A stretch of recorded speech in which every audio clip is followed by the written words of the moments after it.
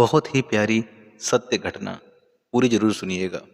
एक लड़की थी, उसे अपने घर के संस्कारों की वजह से लड्डू गोपाल की भक्ति मिली। उस लड़की की बड़ी आस्था थी लड्डू गोपाल में। वह लड़की हमेशा वृंदावन जाती थी और लड्डू गोपाल के दर्शन करके आती थी। धीरे धीरे वह बड़ी होती रही, पर उसने वृंदावन जाना नहीं छोड़ा। उसकी शादी हो गई, बच्चे हो गए, वो भी बड़े हो गए, उनकी भी शादी हो गई। पर उस लड़की का नियम कायम था। एक दिन जब वो लड़की बहुत बुढ़िया हो गई और उसके बस का चलना नहीं रहा, वो वृंदावन जाकर लड्डू गोपाल की एक मूर्ति ले आई और घर में रहकर उनकी पूजा करने लगी और गाने लगी, भक्त मुरली वाले की रोज वृंदावन डोले, कृष्ण को लल्ला समझे, कृष्ण को लल्ला बोले, श्याम के प्यार में पागल हुई वो श्याम दीवानी, अगर भजनों में लागे छोड़ दे दाना पानी। प्यार करन लागी इससे वो अपने पुत्र समान, भगत के वश में है भगवान, भगत के वश में है भगवान। वो अपने कृष्ण लला को कलेज लगा कर रखे, हमेशा सजा कर रखे, के लाड लड़ा कर रखे। वो दिन में भाग के देखे, कि रात में जाग के देखे, कभी अपने कमरे से शाम को झांक के देखे।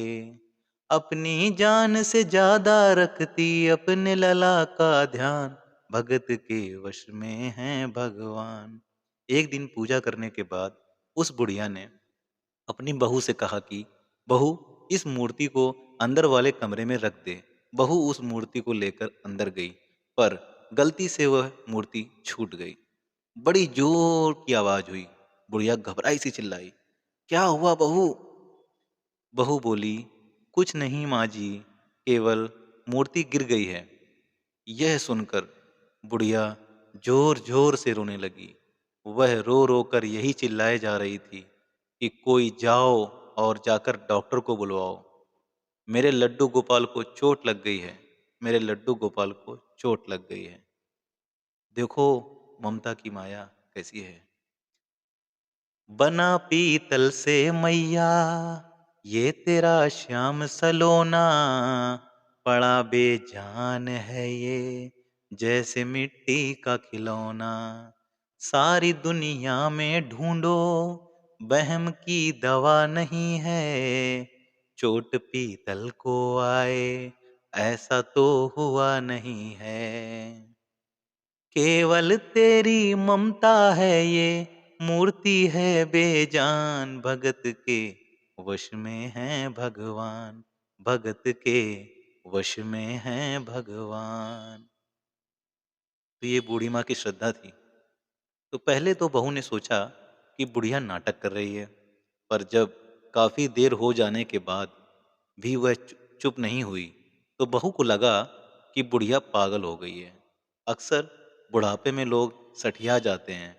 शाम को जब शाम को जब बुढ़िया का बेटा घर आया और उससे बहू ने समझाया, तो उसे भी लगा कि माँ सचमुच पागल हो गई है।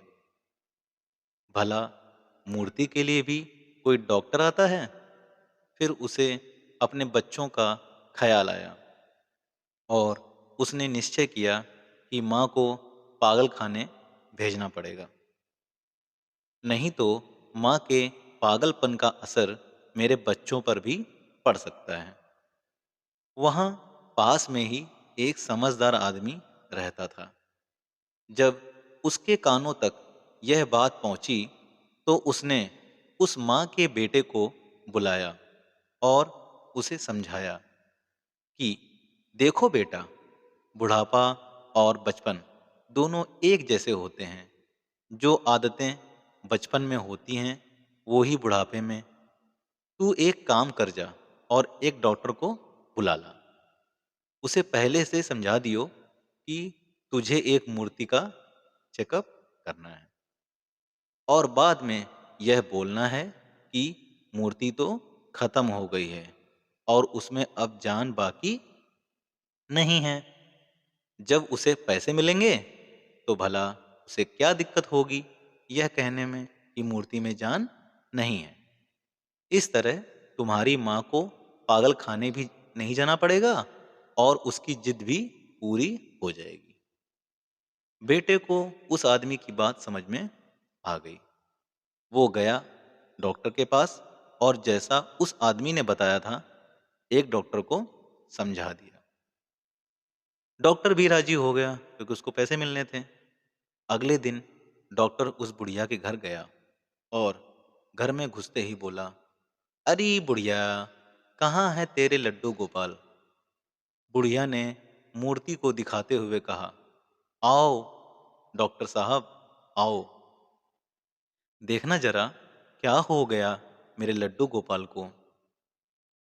डॉक्टर दूर से ही बोला, अरे बुढ़िया, इसमें तो जान बाकी नहीं है, यह तो खत्म हो गई।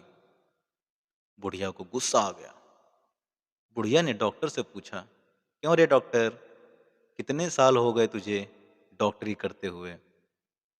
डॉक्टर सक पकाया और बोला, 40 साल। पर क्यों माँ जी? बुढ़िया ने कहा कि इतने साल हो गए तुझे डॉक्टरी करते हुए, पर इतना समझ नहीं आया कि मरीज को हाथ लगाए बिना उसकी बीमारी का पता नहीं चलता है। डॉक्टर को लगा कि वो कुछ ज़्यादा ही जल्दी अपना काम ख़त्म कर रहा है, क्योंकि उसके बेटे ने समझा दिया था पहले से कि तुम जाते ही बोल देना कि मूर्ति ख़त्म हो गई है। तो डॉक्टर ने फिर आगे भी कुछ कार्रवाई और की। उसने जाकर मूर्ति के हाथ की नब्ज देखी और कहा कि ले माँ, कुछ नहीं है तेरे लड्डू गोपाल में। बुढ़िया बोली, बेटा सही से देख, ऐसा नहीं हो सकता। डॉक्टर ने इस बार छाती को चेक करके देखा और फिर बोला, माँ कुछ नहीं है, अब तेरी मूर्ति में यह खत्म हो गई है। बुढ़िया ने कहा कि बेटा, वो जो मशीन होती है ना तुम्हारे पास, उससे चेक करके देख। डॉक्टर समझ गया कि बुढ़िया स्टेथोस्कोप की बात कर रही है। अब उसको पैसे मिले थे तो उसे क्या दिक्कत थी, वो भी लगाकर चेक करने में अपने स्टेथोस्कोप को ले करके, और वो मूर्ति में चेक करने लगा। जवाब तो उसे ही पता ही था। उस डॉक्टर ने अपना स्टेथोस्कोप निकाला और उसको मूर्ति के छाती पर रखा। मूर्ति में से जोर जोर के धक धक धक धक की आवाज आई। डॉक्टर घबरा गया। ज्यों ही सीने से लगाया और डॉक्टर चकराया, उसने कई बार लगाया, पसीना जम कर आया। देखिए अद्भुत माया, रह गया हक्का बक्का, पसीना लगा पोंछने, छूट गया उसका छक्का। धड़क रहा सीना लल्ला का, मूर्ति में थे प्राण भगत के, वश में हैं भगवान, भगत के वश में हैं भगवान। डॉक्टर घबरा गया। उसने बार बार चेक करा और हर बार धक धक धक धक की आवाज आई। उस डॉक्टर ने उस बुढ़िया के पैर पकड़ लिए और बोला कि माँ, ये जो दुनिया तुझे पागल कहती है, असल में यह दुनिया पागल है जो इस मूर्ति के पीछे छुपी तेरी भावनाओं को नहीं देख सकी।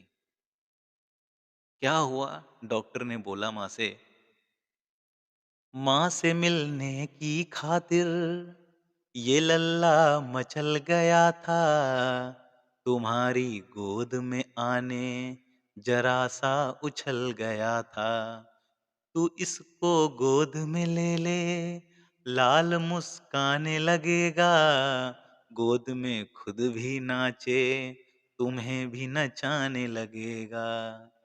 कस के पकड़ियो लल्ला तेरा, थोड़ा सा शैतान, भगत के वश में है भगवान, भगत के वश में है भगवान। देख तेरे लाल की माया, बड़ा घबरा रहा हूँ, जहाँ से तू लल्ला लाई, वहीं पे जा रहा हूँ। बुला कर तुमने मुझको बड़ा एहसान किया है, आज से सारा जीवन उसी के नाम किया है।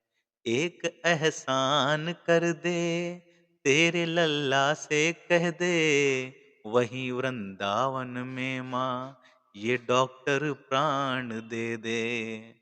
बनवारी माँ तू नहीं पागल, पागल सारा जहां, भगत के वश में है भगवान, भगत के वश में है भगवान। इस मूर्ति में जान नहीं थी, डॉक्टर बोला, यह तो तेरी श्रद्धा थी कि इस मूर्ति में भी जान आ गई। तो श्रद्धा में बहुत जान होती है। माँ की ममता के आगे देखो भगवान हारे, एक पत्थर की मूर्ति देखो किलकारी मारे। भावना होगी सच्ची, जो दिल में प्यार होगा, हमेशा इस धरती पे यूं ही चमत्कार होगा। मैया तुमको तेरे लला को कोटिन कोटि प्रणाम, भगत के वश में है भगवान, भगत के वश में है भगवान। भक्त बिना ये कुछ भी नहीं है, भक्त है इसकी जान, भगत के वश में है भगवान। जय लड्डू गोपाल।